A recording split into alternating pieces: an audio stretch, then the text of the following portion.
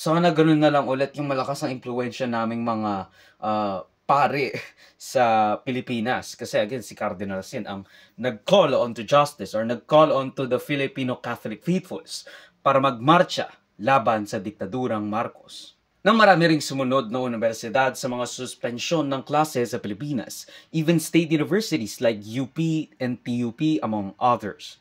Nag-stage rin ang walkout ng mga estudyante ng mga state universities tulad ng PUP, Cavite State University, WVSU or West Visayas State University at BULSU, even yata yung UP Tacloban, I'm not sure.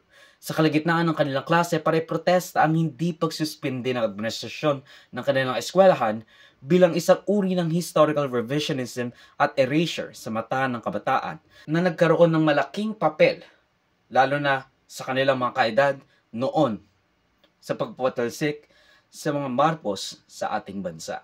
Nagsagawa rin ng kilos protesta ang mga grupong pesante, manggagawa, estudyante at marami pang iba para gunitain ang EDSA People Power Revolution sa EDSA Shrine. Now, I don't wanna be here at mag-live up dahil sa patuloy na pag-iisip ng paraan ni BBM para tanggalin sa isip ng kabataan at ng basically the whole Filipino populace ang EDSA People Power na nagpalayas sa kanyang pamilya sa Malacanang. Alam ko namang kapag masyado kong itinaas ang EDSA, like venerate ko siya masyado, like in the pedestal or on the pedestal, sasabihin nyo,